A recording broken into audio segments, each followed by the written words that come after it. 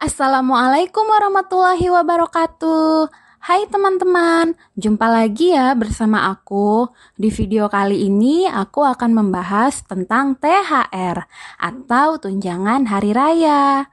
Teman-teman udah tahu belum asal-usul THR? Kalau belum, teman-teman bisa tonton video ini sampai selesai ya.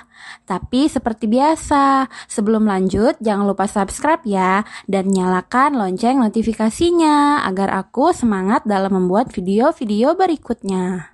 Ternyata ini loh asal muasal istilah THR. Sejarahnya panjang, meski duitnya cepat habis, iya kan? Ada banyak hal yang pasti dinanti-nanti masyarakat Indonesia menjelang Hari Raya Idul Fitri. Selain tradisi mudik, tentu yang namanya tunjangan hari raya akan selalu ditunggu. Tunjangan hari raya atau yang sering disebut THR itu layaknya nafas segar bagi seluruh pekerja. Pasalnya, bila diibaratkan dalam 1 bulan, kita bisa mendapatkan 2 kali gajian. Semua karyawan, mau itu pegawai honorer sampai petugas militer, pastilah menunggu THR. Tapi di tengah masa penantian ini, sebenarnya kalian tahu tidak seperti apa sejarah istilah THR muncul? Wah, jangan-jangan pada cuma mau terima uangnya tanpa tahu asal-muasalnya nih. Berikut ini penjelasannya. Katanya THR itu kembalian dari uang kita. Beberapa waktu yang lalu, masyarakat sempat dihebohkan oleh sebuah postingan yang menyebutkan mengenai asal-usul uang perhitungan THR. Unggahan yang beredar di dunia maya itu langsung menjadi buah bibir masyarakat, khususnya di kalangan para pekerja. Pasalnya, di sana disebutkan bahwa THR itu semata-mata adalah gaji karyawan yang selama ini ditahan oleh kantor. Mengapa THR menjadi hak karyawan? Misalkan, gaji per bulan adalah 5 juta rupiah, maka gaji per minggu adalah 1.250.000. Dalam setahun ada 52 minggu.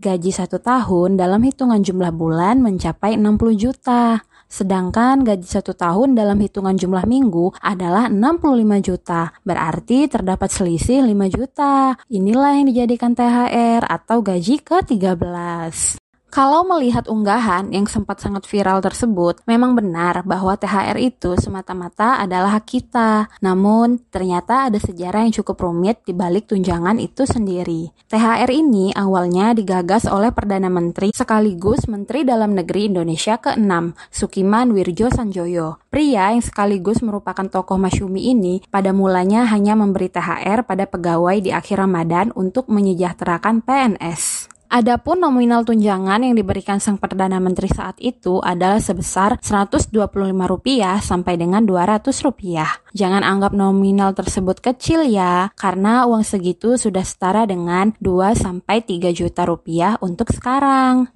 Kabinet sang menteri bahkan tidak hanya memberikan tunjangan berupa uang, tapi juga beras di setiap bulannya kepada pegawai. Dan memang hanya pegawai di kabinet yang dipimpin oleh Sukimanlah yang saat itu mendapatkan tunjangan bulanan maupun tahunan. Pemberian THR awalnya juga diprotes. Siapa sangka, THR yang sekarang ditunggu-tunggu dulunya sempat diprotes besar-besaran. Seperti yang disebutkan tadi, bahwa hanya di kabinet Menteri Sukimanlah yang memberlakukan bagi-bagi tunjangan. Dan kemudian hal itulah yang membuat masyarakat, khususnya para buruh, menentang hal tersebut karena menganggap pemerintah berlaku tidak adil. Buruh-buruh tersebut juga berdalih bahwa selama ini meski sudah bekerja keras namun nasib mereka tidak berubah.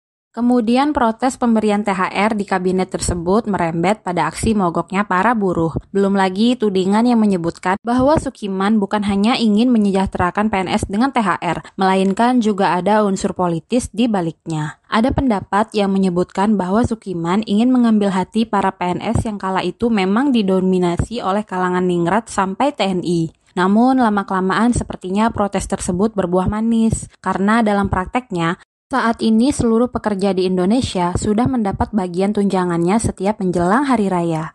THR bahkan sudah diatur dalam undang-undang. Menindaklanjuti postingan yang sempat viral tersebut, perlu diketahui bahwa semua hal terkait THR sudah diatur dalam Undang-Undang Nomor 13 Tahun 2003 tentang Ketenagakerjaan. Jadi besaran nominal THR yang diterima oleh karyawan memang sudah ditetapkan. Untuk mereka yang masa kerjanya telah minimal 1 tahun, maka besaran tunjangan yang akan diterima sebesar 1 bulan gaji. Sementara jika masa kerja belum mencapai 12 bulan, maka tunjangan diberikan secara proporsional. Dalam undang-undang tersebut juga telah dituliskan secara jelas termasuk perhitungan besar tunjangannya. Jadi diharapkan masyarakat tidak serta-merta membuat kesimpulan sendiri terkait THR. Bila memang ada yang masih belum bisa dipahami, kalian bisa langsung mempelajari isi dari undang-undang tersebut. Hitung-hitung agar semua merasa nyaman dan tidak ada pihak yang dirugikan ya. Mungkin banyak dari kita yang selama ini menganggap istilah ini adalah hal biasa. Padahal ternyata dulunya tidak mudah bagi sosok Sukiman untuk mempertahankan langkahnya itu. Dan satu hal lagi, ternyata sejarah istilah THR lebih panjang dibanding cara kita menghabiskannya ya. Nah, buat yang sudah mendapat THR jangan kalap. Dan kalau belum menerimanya, yang sabar ya teman-teman. Nah, itu dia teman-teman, asal-usul THR. Semoga videonya bermanfaat dan menambah wawasan kalian ya. Sekian dulu ya video kali ini. Jangan lupa subscribe dan nyalakan lonceng notifikasinya. Terima kasih sudah menonton. Assalamualaikum warahmatullahi wabarakatuh.